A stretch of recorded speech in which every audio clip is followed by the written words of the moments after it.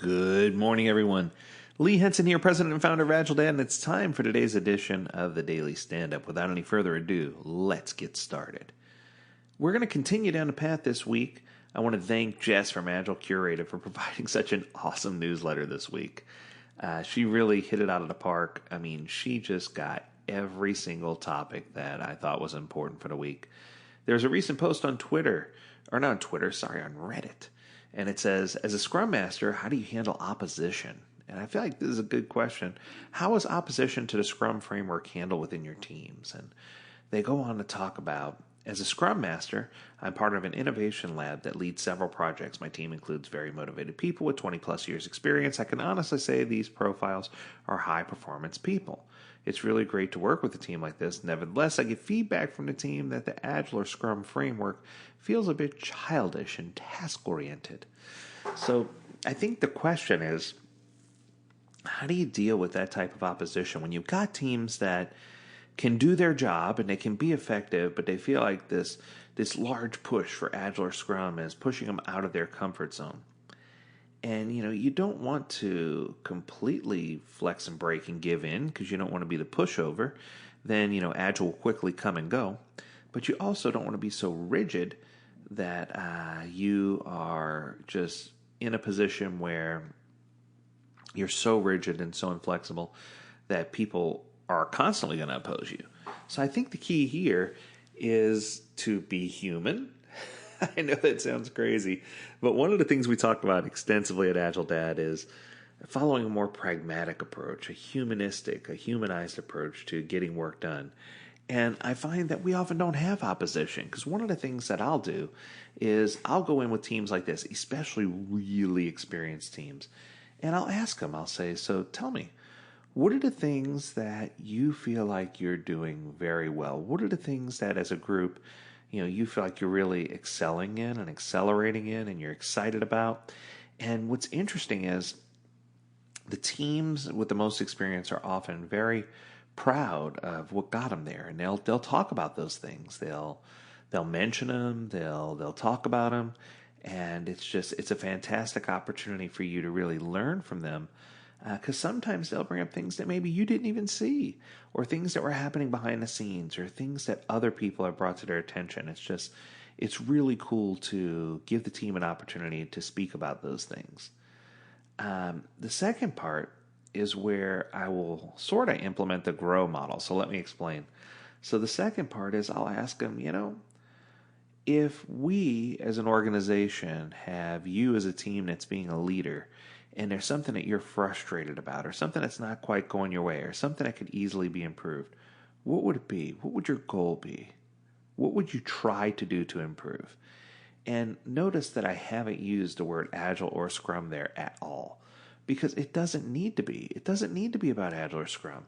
Maybe the team needs to be better at communicating when it's a difficult time, or maybe the team is going through a phase where the work is evolving and they're frustrated, or new team members have been added, or people are being switched out, or there's too much work being piled on. It might not have anything directly to do with Scrum or Agile, but indirectly there's definitely a contact, or there's a point of interest there. So you need to make sure you understand that point of interest. I think the other piece of this is, a lot of times as a Scrum Master, when you walk into a situation like this, especially if you're a pretty new Scrum Master, you just got out of your certification class, you're all humped up and excited about doing Scrum, and you get into this situation and you tell this team, we're going to call it this, and we're going to do this, and we're going to implement all these things.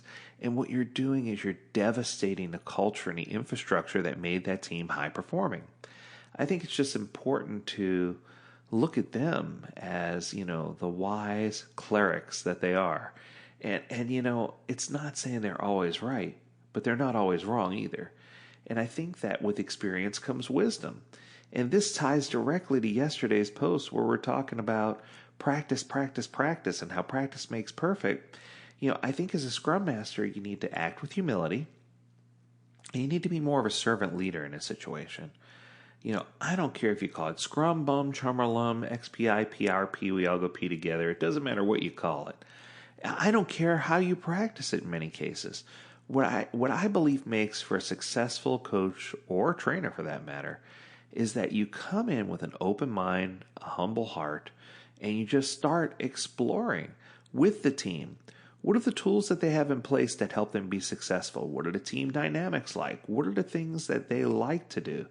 And what you can do is take a more humanized, pragmatic, loose approach to what you're doing, but also give the team an opportunity to grow by identifying areas where they feel like they can improve and not focusing so much on, shoving Scrum or Agile for that matter, or Kanban or Lean or whatever you're choosing to do down the pipe.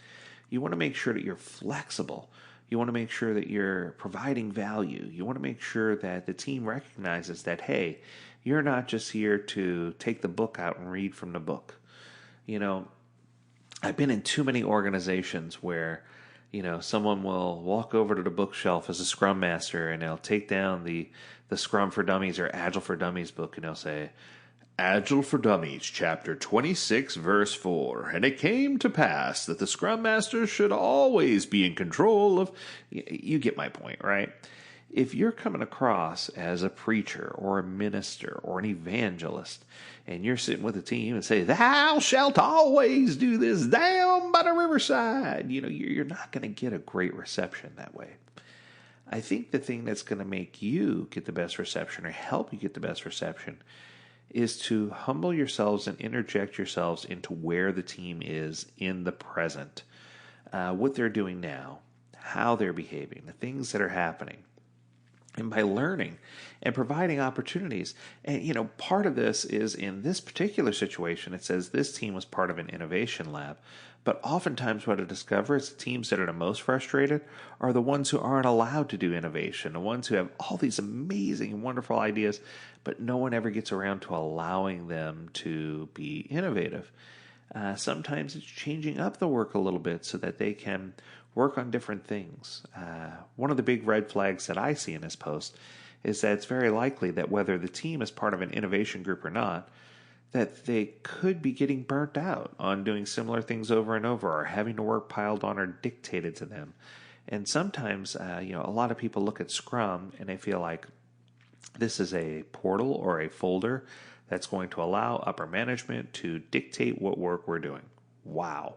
I know that sounds harsh, but in a way it's true because the product owner has control of the backlog and pushes down exactly what they need to build.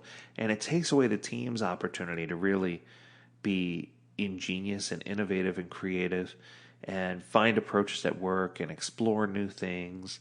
I think it's important to get a balanced backlog. So for me, when I see the Scrum Master dealing with opposition straight from the team, I often want to dig a little deeper, not into what I can do to help the team ingest Scrum, but what I can do to clarify, because in many cases in this situation, it's just organization and a backlog and the way work is approached and a coaching stance that has been taken.